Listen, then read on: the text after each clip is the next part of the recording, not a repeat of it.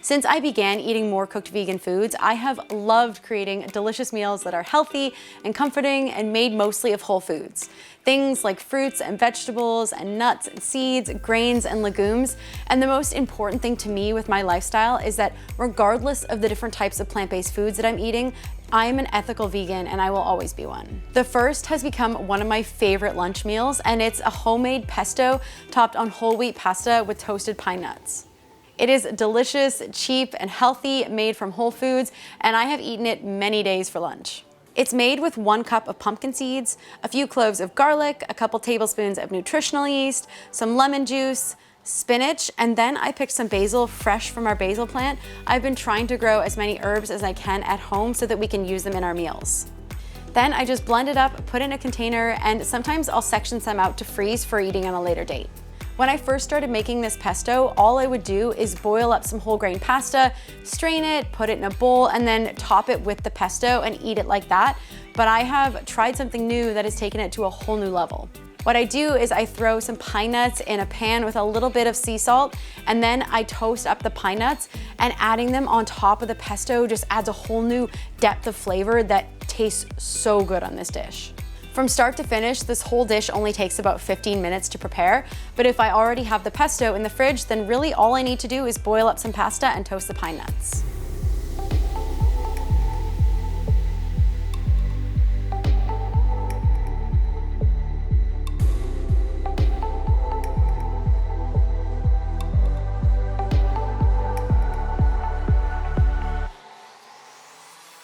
My next favorite comfort food that I have been enjoying for weeks now is simple banana oat pancakes. To be fair, I actually have no idea if these taste anything like real pancakes, quote unquote, because I haven't had real pancakes in years. These pancakes are definitely the simplest meal in this video, but they are so delicious. All you need to do is take 2 bananas, put them in a bowl and mash them with either a potato masher or your fork. Add in 1 cup of homemade oat flour, which I just make by blending up oats in the blender. I also add in a bit of maple syrup, cinnamon, vanilla, and then oat milk. I mix it up until it's a pancake-like consistency, and then I just pour it on our electric grill. To be honest, I don't usually make the pancakes look this pretty. For the most part, I just pour the batter in the grill and make one huge rectangular pancake, but I thought it would be worth making a little extra effort and making nice, pretty round pancakes for this video. They take about 10 to 15 minutes to cook in the grill, and once they're done, I top them with my favorite ingredient of all time, which is maple syrup, and then I have a glass of cold almond milk on the side.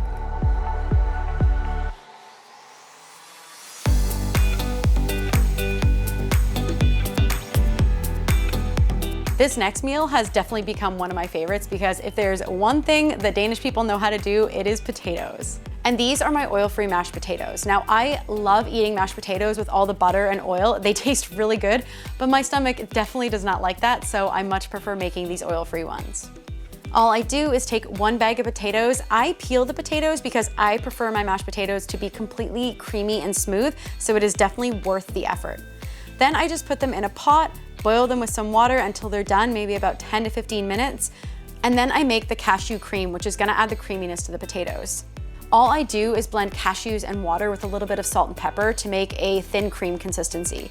Then, once the potatoes are done, I mash them with the cashew cream and they taste so good this way. They are so creamy. If I'm feeling lazy, then I'll just eat these potatoes as is, but we have been adding something on top that has really brought this meal together and made it feel more complete.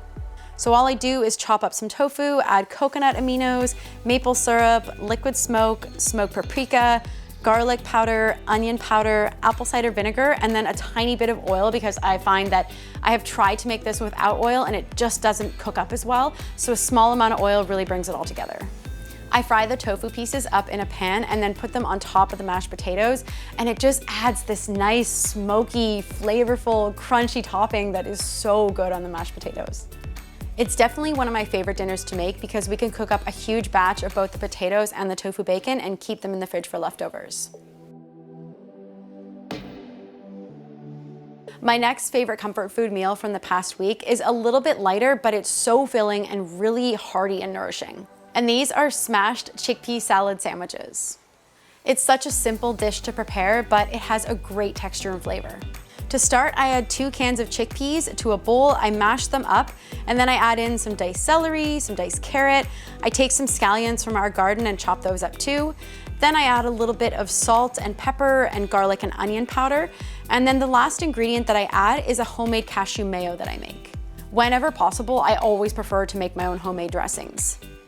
And this one is super simple. It's just cashews, apple cider vinegar, lemon juice, salt, pepper, agave nectar, Dijon mustard, garlic, and onion powder.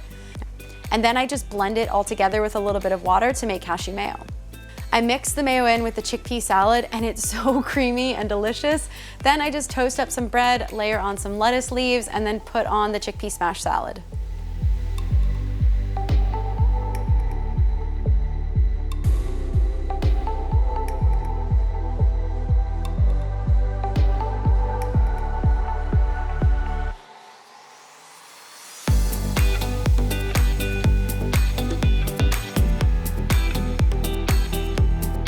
My last favorite comfort food snack from the past week is something that I wouldn't normally eat on a regular basis because it does have a bit of oil in it, but we were celebrating Mother's Day with Lucas's family and we wanted to create something that was really delicious and indulgent.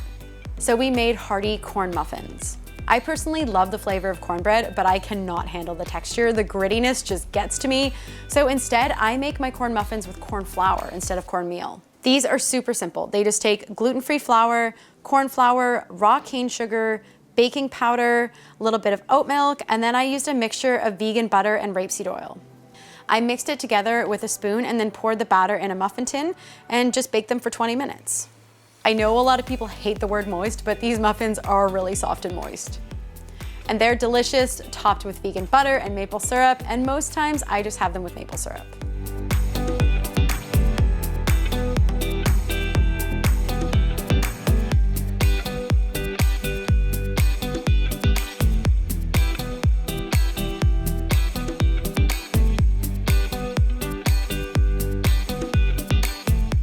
I hope you enjoyed seeing my favorite vegan comfort food meals from the past week, and I would love to know if you have any recommendations of ways I can improve my current recipes, or if you have any favorite comfort food meals of your own. If you like this video, please give it a thumbs up and subscribe to my channel.